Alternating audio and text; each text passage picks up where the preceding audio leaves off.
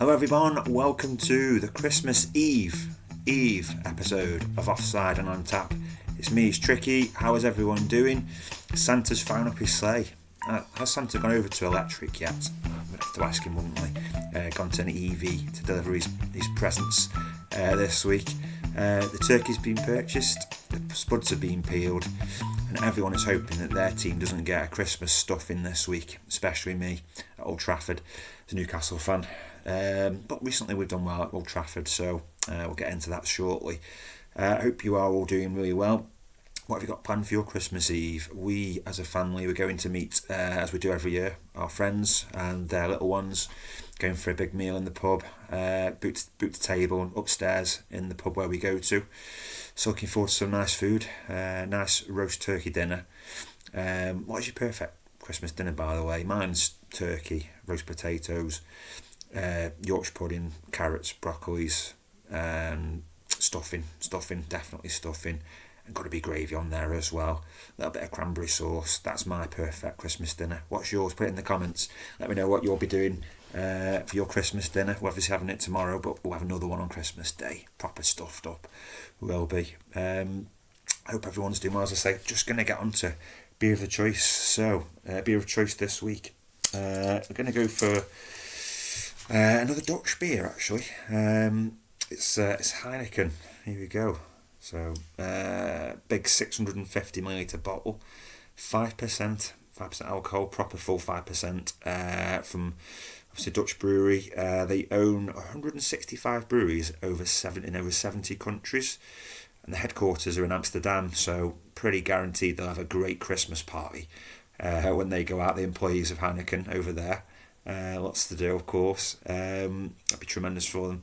I'm going to open the bottle up and have a little drink. Let's have a little look at this. Cheers, everybody. This is probably a beer that's more suitable for those who prefer like easy drinking, to be fair with you. So, this week, bottle of beer of choice is Heineken. Cheers to all. So, some big talking points in last week's games. I've written a few down. I've got a few notes here because, some major things going on really. The first one, Alexander Isak. Now, I know what you're thinking, Newcastle fan, you're going to be all over this. Alexander Isak injury, you're going to be loving it. Well, actually no, I think it's a horrible injury, isn't it? It's a leg break at the end of the day. I am human. We've obviously had our differences, Newcastle, with them, but you don't wish it on anyone, not even your worst enemy, do you, leg break? He comes on at half time to try and change the game, and he did do that with his goal. Great link-up play with Wirtz. So he brought both of those players in to do exactly that. It's the first real glimpse that Liverpool had of those two doing something together, creating something. He gets injured. Now, the tackle that goes in from Mickey van der Ven, it's horrific. It's absolutely horrific. And if he doesn't score, Isak, I think probably gets brought back to penalty, and it's probably a red card. It's an absolutely horrific. It's a scissor tackle, and a scissor tackle is horrible because as an attacker, and you've hit the ball and you're standing like, where you gonna go? You can't get out of that. The player's got you scissored in between his legs, and he's obviously gone down hard on it as well, and it's broke his leg. Now Isaks, he's like a breadstick at the best of times. He gets injured all the time, but it's a really horrific injury, and I think Van der Ven gets away with one there. I think regardless of the goal, he should get a red card. It's not a good tackle. Comparing it to Xavi Simons, he's got a red card earlier in the first half, for example, which was, it was a nasty one, but it's not worthy a red card for me. I really don't think it is. I think it's one of them where you just catch the player sort of low down on the heel, and it's a nasty one. It's sore, but it's not a bad one. It's not a bad intended tackle. He gets sent off by VAR. VAR regardless. So I think it's an absolute shocking decision. I think he should still get sent off. I don't even check the rules, but is that even possible after a goal?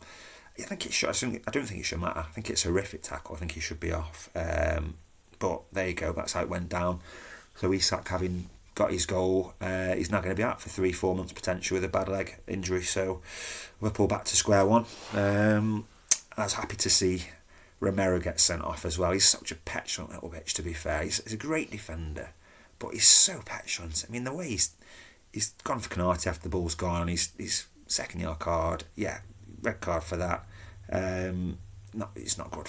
Tottenham obviously got a little bit of an issue with discipline at the minute. Lots of yellows and red cards.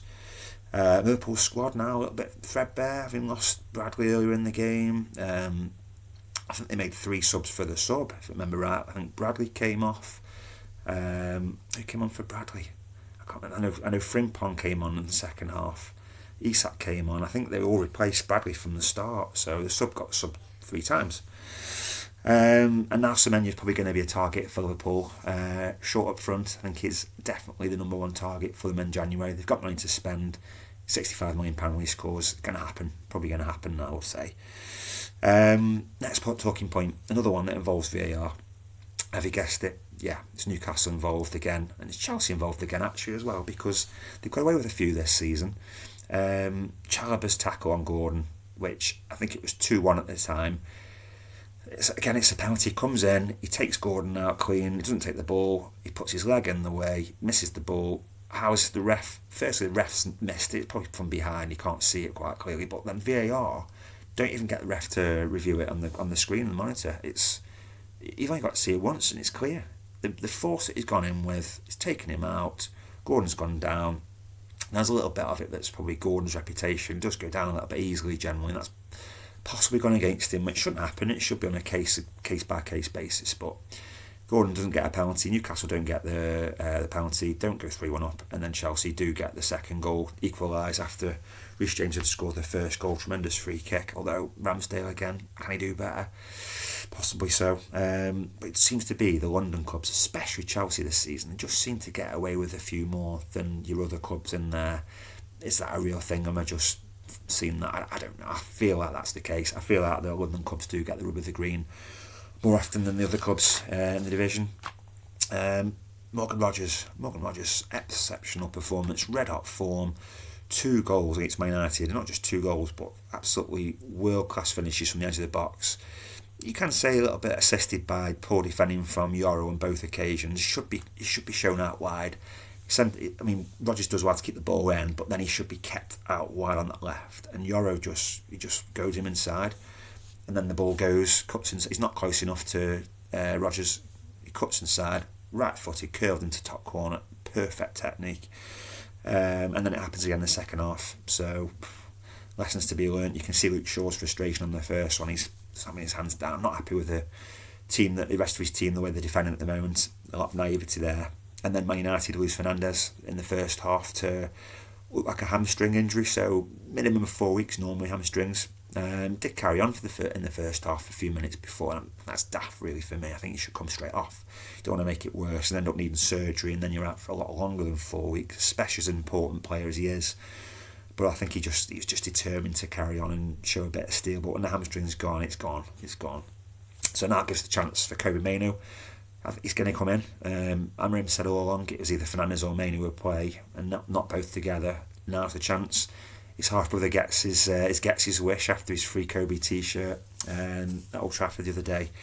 So now he can go and show his worth, and do the job for him. But will he be as good as Fernandes at the job that Fernandes does?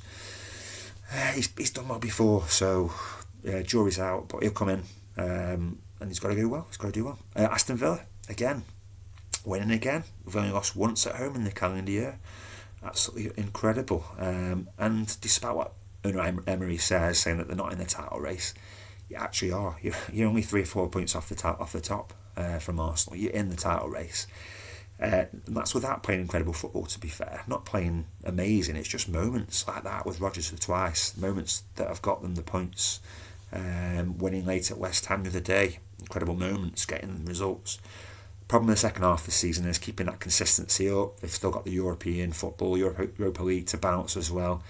It's proven historically teams outside the top 6, big so-called top 6, they do struggle when they bounce in Europe and the league, although Villa, they're trying to prove that theory very wrong, and they're doing really well about that at the moment. So Villa, very much in the title race currently, but still a long way to go. I just want to give a big shout out to my cousin's team as well, Leeds United, unbeaten in December, and not just unbeaten, but the teams that they've not lost to as well. it sort of goes back into November. They lost at Man City with a late loss there, but they played so well in that game, and then they just carried the momentum forward into the rest of the games. They drew Chelsea, they beat Chelsea, drew with Liverpool, getting a late equaliser there. They've then gone and got a draw at Brentford, who were great at home, and then they go and smash Crystal Palace 4-1 in the last game, totally out of the blue. Crystal Palace, again, exceptional team, last 18 months, blew them out the water. Dominic Calvert-Lewin, 6 in 5 games now, 5 game scoring streak, doing everything that they brought him in to do. And the big thing they have done, Leeds, is they've gone from a 4-3-3 formation. They flipped it into a 3-5-2, playing wing backs. Some teams have tried that this season and failed, or not done so well.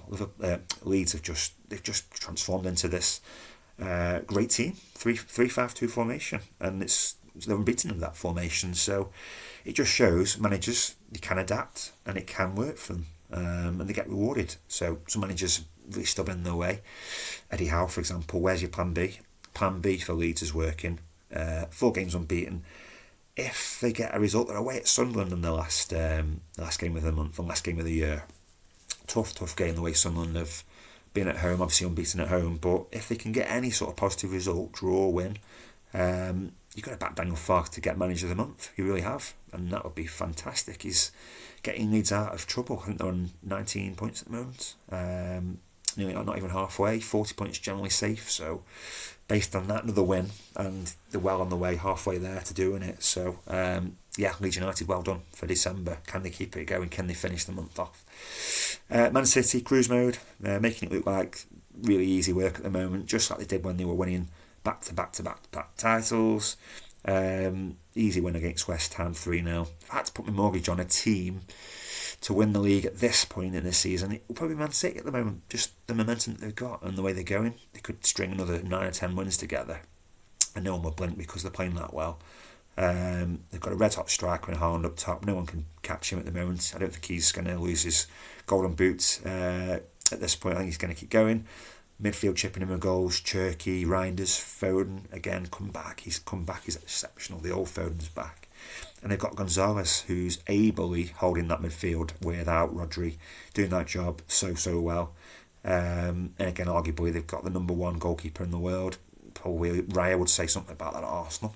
And would you believe it, 13 to 10 odds to win the title. So Arsenal still odds on favourite, but 13 to 10 odds, Man City, not to be sniffed at, in my opinion. So they're the main sort of talking points from the last round of games, really. So let's get into it. Before we do that, let's go back. There's been some comments on the video. Thanks, guys, to get the points. Remember, 1 point for a correct result, 3 points for the exact score. So personally, had a pretty shocking week again. 4 points. And that was only 2 correct results. I got 1 perfect score. That was Spurs versus Liverpool. Robbo, you also commented. Cheers, Robbo. 8 points for you. You got 1 perfect score. That was Bournemouth against Burnley. And then winner of the week, exceptional again, Righty, 10 points. Only 1 point off your previous best. 2 perfect scores in Man City's game versus West Ham, and Villa versus Man United. Tough games to call. A 3-0 and a 2-1. So well done, Righty, won the week. Well done to everyone who commented. We get some different commenters over Christmas. That'd be lovely. Let's get into it. Let's get into week 18 match predictions. So the first game of this game week is the only game on Boxing Day. It's the game at Old Trafford, Manchester United against the boys, Hawaii, Newcastle United. 8 o'clock kickoff. It's a tough one, this one now. Some things changed in the last game week. Obviously, Fernandes, massive loss. The captain for Man United. And Man United haven't won in 7 games that he hasn't played in since 2022-2023 season. They've not won. They've lost 6 and drawn 1 game without Fernandes in the starting 11. So not good. It's a bit similar to Bruno when Bruno doesn't play for Newcastle. Actually, we don't tend to win games with him missing, so you need Bruno. Basically, is the uptake from that. I think Newcastle go really physical. The last 2 games last season when we beat them went really physical. Joelinton was running around the field, taking everyone out, really roughing everything up, and it opened the door for us to play well. lots of high pressing. I think we'll do the same again at Old Trafford, if I'm honest. I hope we really do. We need to win some away games. Got good recent form at Old Trafford after not winning there for 30 odd times or whatever it was prior to that. It pits the most. The team that's won the most Premier League games on Boxing Day against the team that's joint lost the most games on Boxing Day. So you know which way round that'll be. So Man United have won more than us. I think Newcastle could do a job here. Still got defensive issues, but I think Lewis Hall, if he's fit, along with Chow, Cher, and probably Lewis Meyer keeping on at right back again. He's been brilliant in that position, despite not being really a right back. He played really well against Chelsea and kept Neto quiet, really impressive. Neto and Garnacho quiet when they swept rings. Going to go for a Newcastle 2-1 win, which is phenomenal to predict that, but really fancies to get another result at Old Trafford against Man United missing their leader. Nottingham Forest 3 Man City is the next game. If you remember back to March, if you can remember that far back, slept a few times. They beat Man City 1-0 in the last meeting in the Premier League, but back then roles were reversed. Forest were in the top 4, still in Champions League places, playing really well at that point, and Man City were having a bit of a shocker.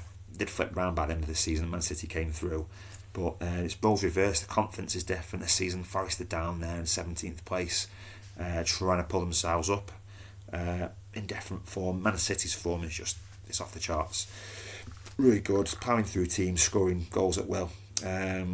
City's average goals per game against Nottingham Forest is 1.6 goals per game, where Forest against them, against Man City, is 0.4. And I just think with the current form, Man City, Haaland's going to score in this game and going to captain fantasy football. It's going to be a 3-1 win to Man City, I feel. Next, we've got Arsenal. We're current league leaders for the moment, at home to Brighton.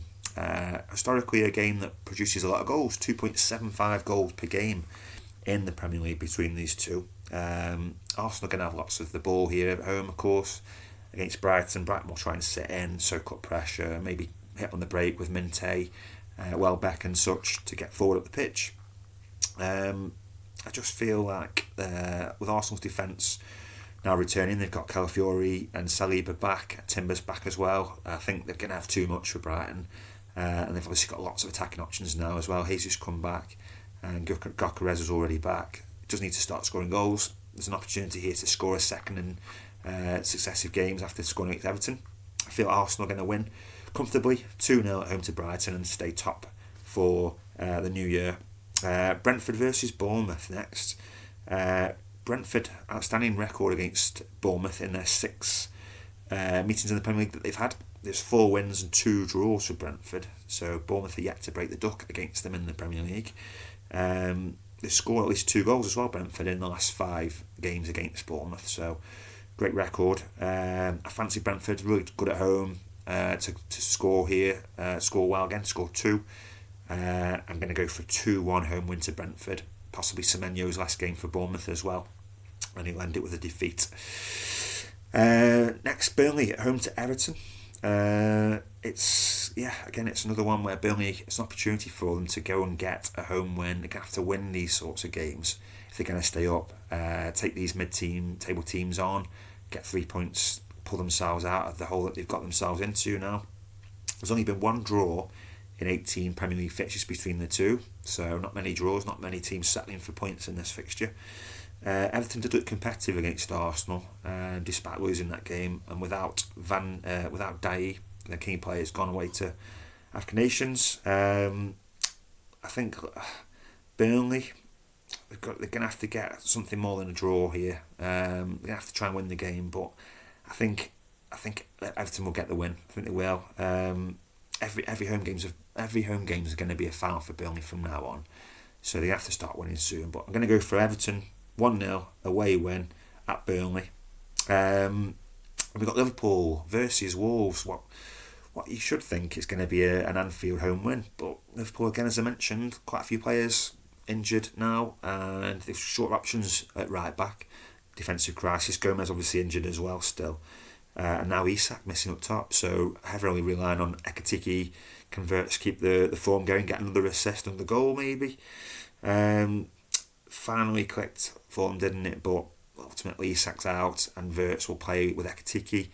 One other up top with Salah missing at the African Nations. I think Wolves are doomed, I really do. I've said it before, 2 points from here. I think it's just a case of playing for pride now. But I don't think there'll be any pride. I think Liverpool are going to dominate, and I think they're going to score 4.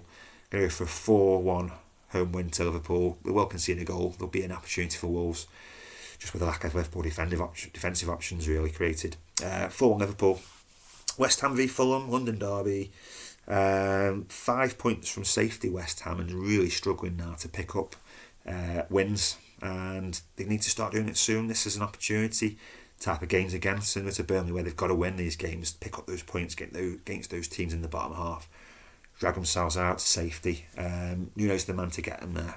He is, but they still need to work quite hard on this.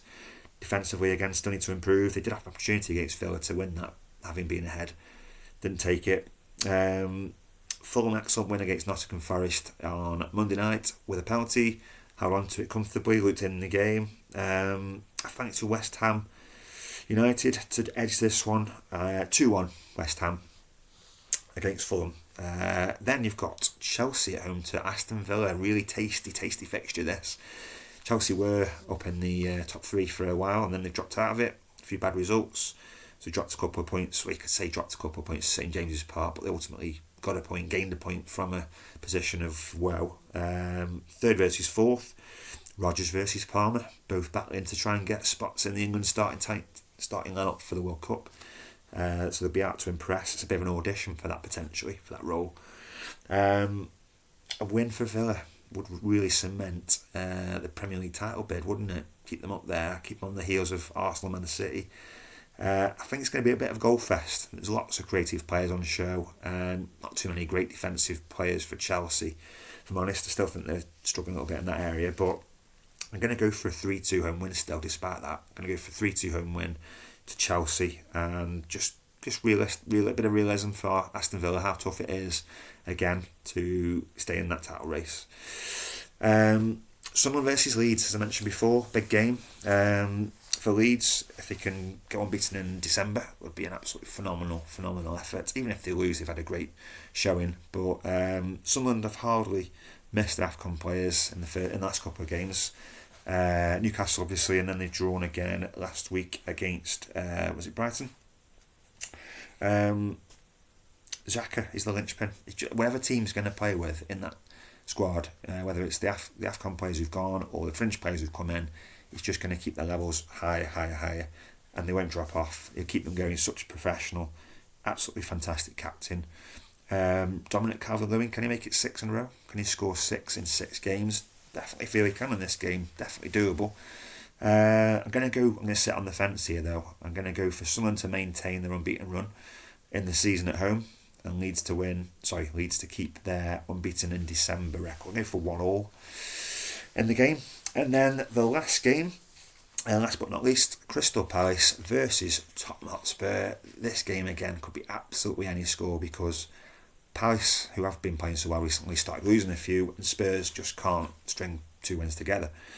So a bit of a slump of sorts for Crystal Palace. I'm going to wet the whistle. Bit of a slump. Again, being in Europe, didn't win in Europe. They've now got to play a playoff, so in Conference League, that's going to have a knock-on effect towards January as well. But it's just so hard to predict at the moment for both teams. Thomas Frank's desperate for a win. Spurs dropping out their top half, and away form has been better than home form, so it gives them a really good chance. But the fans will start to get twitchy if they don't win this game, or if they lose badly. They're going to be shouting for Frank to go so early in the season again. I don't know. I don't think he'd go. I think he will be given the chance to work on it, but they need to get results. Otherwise it will get really sticky bottom time to keep them the back half. I'm going to go for Spurs to win though. I'm going to go for Spurs to win 2-1, close 4 encounter against Crystal Palace. And now it is time for Tricky's Treble. This should be my favourite part of the episodes, but currently it's not. It's probably the worst bit. I want to just skip over it, but it's part of the reason I carry on doing this podcast. It's because it's trying to raise money for Dementia UK. Memory of my grandma Barb, who passed away last year. last week, let down by 2 teams out of the 3. Who do we back? We backed Bournemouth to beat Burnley. Obviously, late equaliser for Burnley. It was a draw.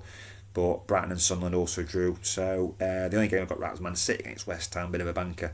So blew it again, no returns. This week, going to go for bankers, proper bankers, as we should say. Going to go for Manchester City to beat Nottingham Forest, Liverpool to beat Wolves, and Arsenal to beat Brighton. That's probably the one nervy game, perhaps, I would say, out of the 3, but I backed them to win 2-0, so maybe not. £5 stake with Sky Bet, returns £13.62, so it's not massive winnings at this point. Just want to get some money in the pot, so we might have to do this for a few weeks just to build a little bit. We just need to get them done. That'd be £6.81 to Dementia UK, in addition to the wins already in there. So fingers crossed, we have a little bit of Christmas joy on the Tricky's Treble this week. And that's it, come to the end. I'm going to say thank you for watching as usual. This is the last one before Christmas. There will be another one before the game's over New Year's.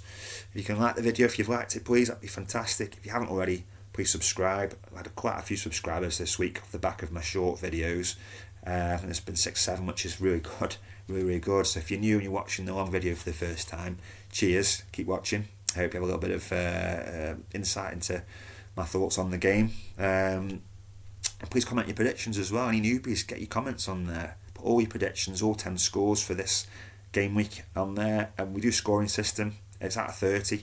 1 point for correct result, and then you get 3 points for correct scoreline exact. Top score is 11 points righty, week 10. So get your predictions in. Get them on the comments. Thanks very much. Merry Christmas to everyone. Hope you don't eat too much turkey, too many vegetables. But enjoy yourselves, stay safe, drink responsibly, and good luck to your team in this week's games as well. And cheers for watching, everyone. Cheers.